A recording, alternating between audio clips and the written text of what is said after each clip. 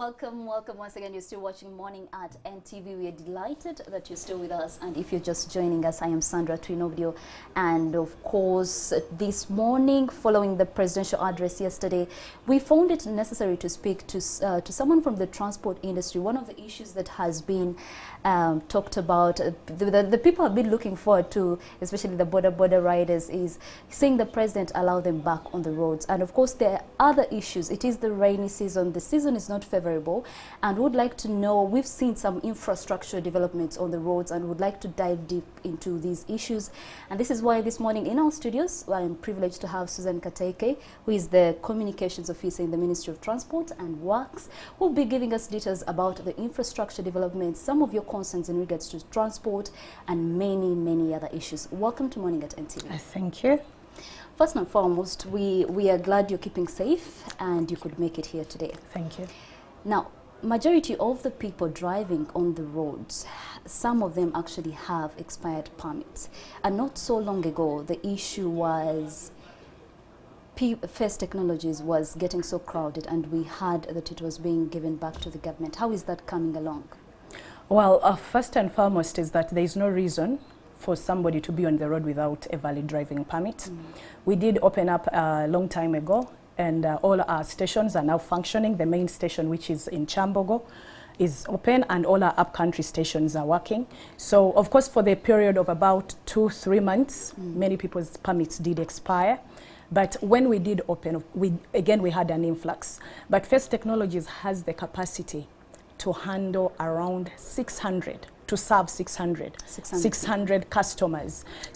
A day per day, 600 customers. So I would love to believe that if we've been serving 600 customers for the past, I think it's over a month, there is no reason as to why somebody would have an invalid permit giving excuses of the lockdown. However, there's a special category. There are those who had lapsed permits. Now, those who had lapsed permits, the only way they could get permits again would be if they did forego those permits and reapply. However, with the amendment to the Traffic and Road Safety Act of May 2020, it's now that you can retain your classes, because when they would renew their permits, they would lose those classes. If somebody has been driving, for instance, for 10 years, then they don't renew their permit, because permits we have categories of permits. There are people who apply for permits for 1 year. There are those who apply permits for 3 years. Those are the categories we've been having. So if your permit did expire, and you don't renew it for a period of up to maybe 2 years before it's renewed, then it goes into the category of lapsed permits. So if you would go to renew it, you would have to get a fresh permit, and that would mean that you forego the classes that you had.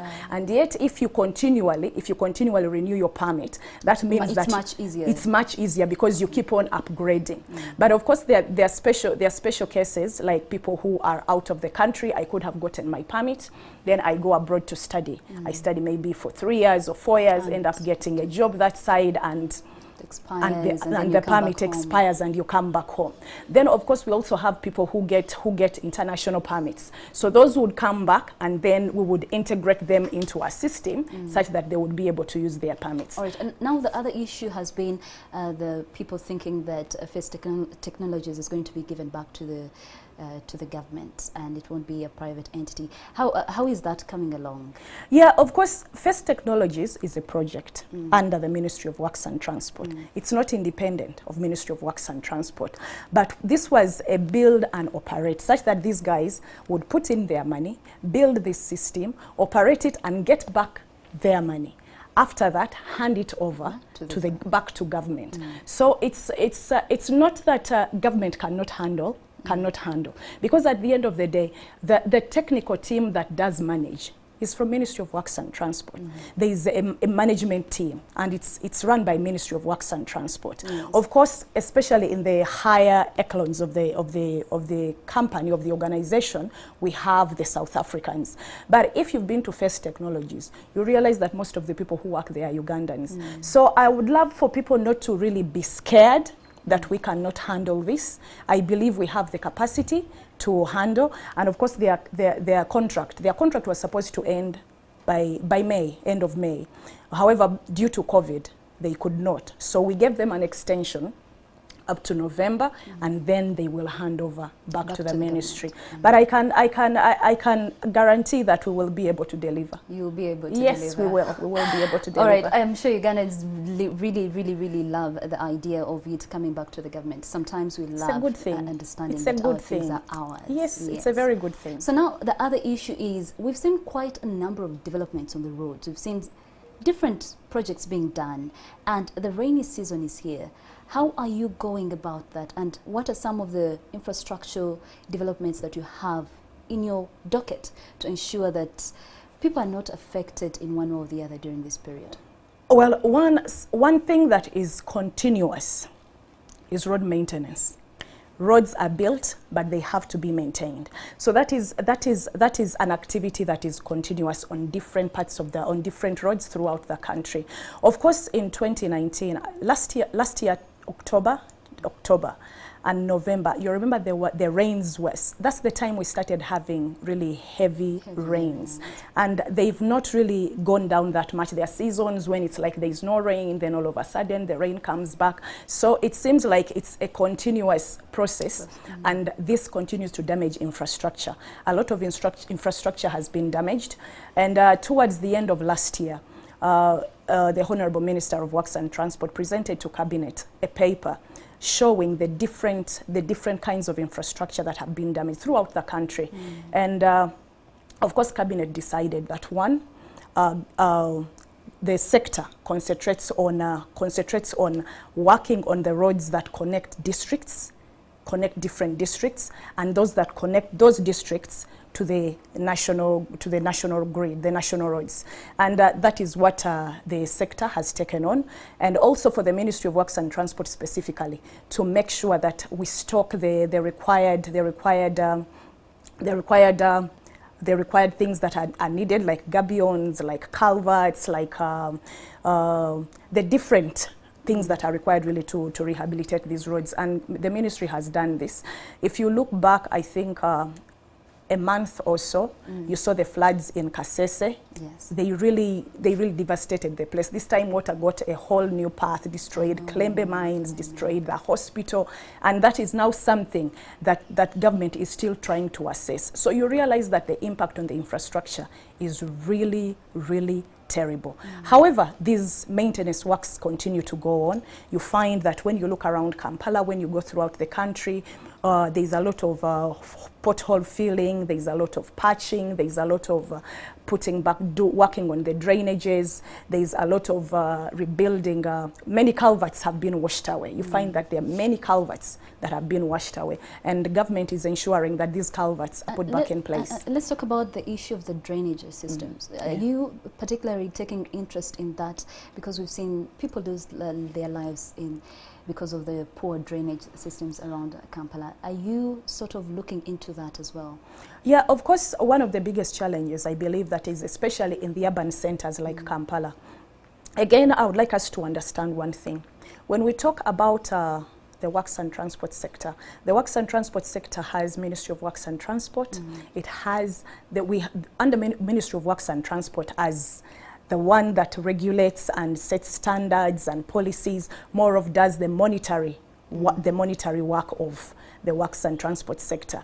Then you have the National Road Network, which is maintained and developed by Uganda National Roads Authority. Then we have the Duka Network. The Duka Network, this includes the district, urban and community access roads. Those roads that go down into our villages, into our communities, into those that feed the farmers and all that, then come and join with the districts. So with the district roads, most of them are managed by the district local governments and by the urban councils. But of course they get their funding, maintenance through the Uganda Roads, the URF Uganda Road Fund. That is where the funds for maintenance come from. Then, of course, when you talk about urban councils, now the cities, their roads are maintained, like KCCA. KCCA handles her roads. Yes. KCCA handles her roads. So I believe when you're talking about overflooding, it's specifically within Kampala. We've had a lot of flooding and a lot of the drainage. The drainage really is overwhelmed. One of the challenges that causes that is that we as Ugandans have failed to dispose our refuse properly. In fact, I wanted to ask garbage. You, usually garbage. people, we want to put our blame on the government, on different sectors that are responsible for the things. But I would like to hear from you so that people watching us this morning also know what are we doing that is contributing to damaging infrastructure within our country. Of course, you and I are responsible for the garbage that we use in our homes. Being responsible for that garbage means that we should be in position to collect the garbage properly and place it in a place where it can be carried by most probably a service provider who will take it and put it somewhere. But what happens to most people? They will get their garbage and just throw it, especially in the slum areas. Yes. You find them just throwing their garbage anywhere. So when the rains come, they will sweep this garbage and it will end up in the drainage channels. So it's not that government, and in this respect, KCCA is not working on the drainage, but we ourselves are damaging the drainage. We are also stealing some of the yes, we are. Then you find where people have decided to develop structures in the waterways, in wetlands, in different waterways. So when the rains come, they have to look for where to pass. You find people who are digging on slopes, who are maybe those growing flowers. When they are working on their flowers, they will pour the soil. The silt goes into the drainage channels. So I think we as human beings, as Ugandans, have to take the responsibility of keeping our drainages clean. We also have a role to play. Yes, we have a very big role to play as the end users. We do have. Now, I want us to really dive into yesterday's presidential address, some of the issues that he pointed out that made people happy. I'm sure you've seen so many people excited, you know, especially the border riders. As the Ministry of Transport, what are your plans to ensure, what are your plans for the border riders that will be back on the road on the 27th of July? Of course, the boarders are very excited. I saw some already breaking the rules this morning. Social media. This morning, when they get back home, they will have a lot of lists and logbooks and you know, to look at. Yeah, I've seen people saying they may not. Most of them don't know how to write. Someone I even saw. Some may not know how to write. I saw one holding a bottle. After a long day, they've gotten some money. They'll be happy. So, what are the plans that you have for these guys that will be back on the road on the 27th of July? Yeah, it's really interesting, but of course, coming to work, I saw many things. Social media is full of so many things in regard to the borders. But again, it's a huge relief. You know why? Because some people would rather not use their vehicles. They would rather use borders.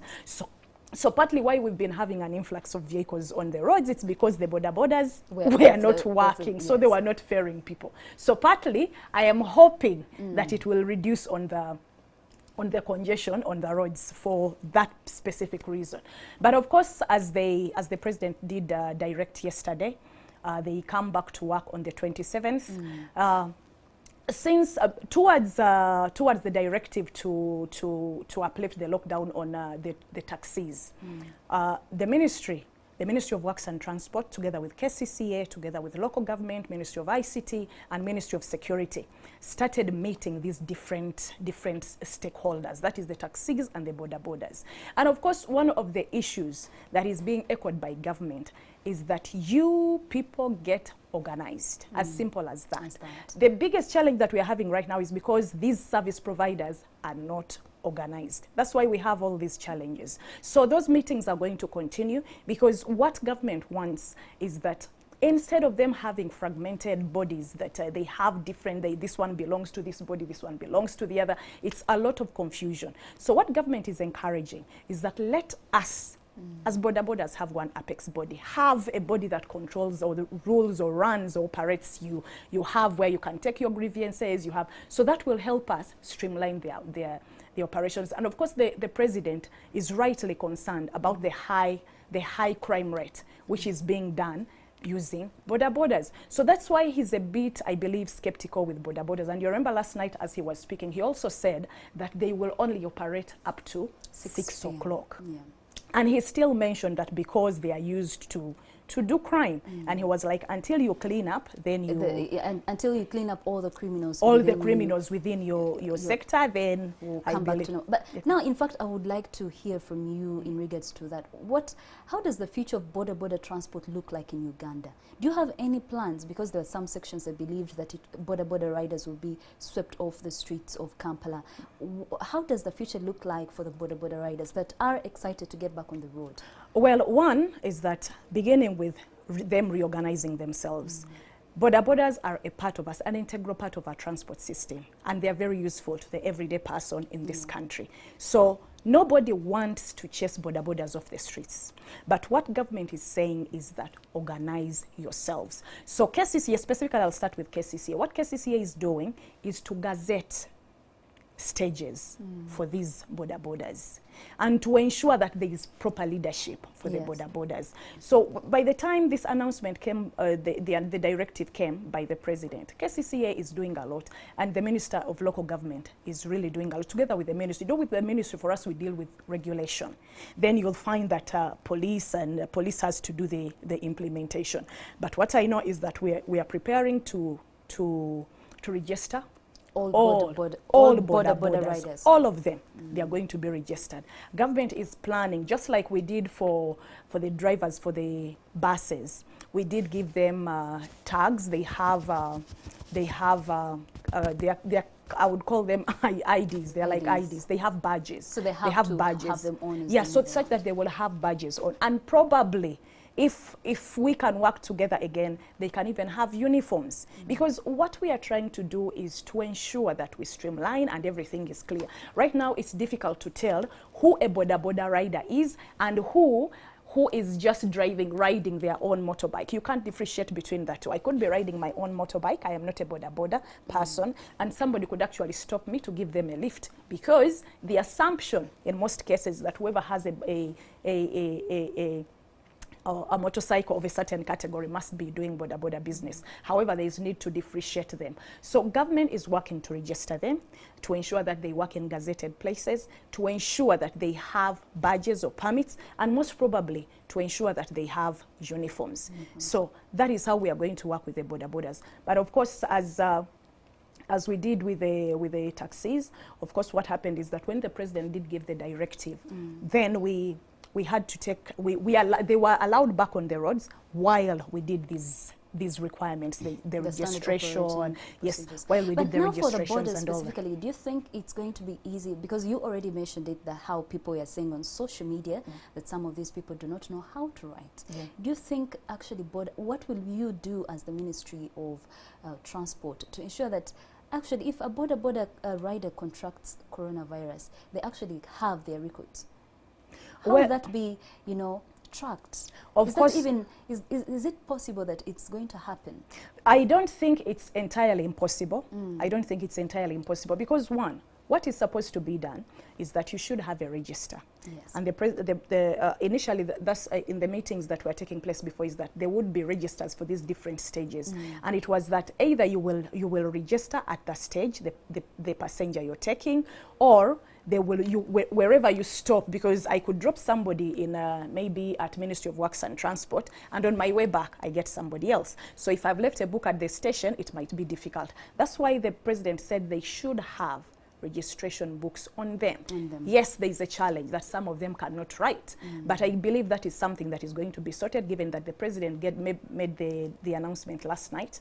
I believe today, and he made it clear? And he made it very clear. Yes. Today, tomorrow, we are going to have meetings to see how best these SOPs can be implemented. You think, I think today is the 22nd. Yeah, and that means on Monday. On Monday, they should be on the road. You think 5 days is enough time to put all the different issues together? Yes, it's enough time. I know we shall be grappling with some of them as we go along, just like we did with the taxis. Yes. I know there will be challenges, but I believe that the core issues will be sorted, because the president said, for instance, that a border rider should have the mask on, and they should have the helmet on. and then they should also write down the details of and their they should write down the details of their passengers. Then also the person they are carrying should have a mask on. So at least those ones can easily be implemented. Yes. The registration, I believe, is something that has to be discussed more, as the president directed, that this will be handled by the Ministry of Works and Transport. The minister works with the different agencies and stakeholders. So I believe that by the time they come back on the road on Monday, that will be resolved. So for you who's watching us this morning, come 27th, which is going to be a Monday, the border riders will be back on the road. So for you who really likes using the border, everything is sorted now. Now, the other issue that the president actually pointed out that I think is of concern to our economy is the fact that borders, not only the borders within, but international borders are all still, they are to remain closed. What does this mean to you as the Ministry of Transport? Of course, right now, those that can actually operate, the truck drivers are operating, yes, provided they follow the standard operating procedures. So business has not died completely per se, but they are able to move provided they follow the standard operating procedures. Of course, the biggest challenge now we have is with our Uganda Airlines, because if the borders are closed, the concern is that countries yes, like Rwanda and Kenya are about to open the international airports. Yeah, you see, again, as the president said, in his wisdom and with the guidance of the scientists, that is why he's coming up with all this. This is not picked from space, and he just says that we shall not open the borders. I believe these are things that are thought through. These are issues that are properly thought through before he comes out and speaks to the public. Of course, it does affect some of us. It does affect not some of us, but all of us. There are many people who do business who keep on traveling out of the country to do their personal business. There are many the tour and travel companies. They are all suffering. But at the end of the day, as the president said, you can only have one life. You can only have you one can life. only have one life, and we need to stay alive. And that brings us to the end of our interview this morning. We do thank you so much for joining us today. And you who's been watching us, we've been talking about everything transport with Susan Kataike, who is the communications officer in the Ministry of Transport. Thank you all for joining us. Morning at NTV continues shortly.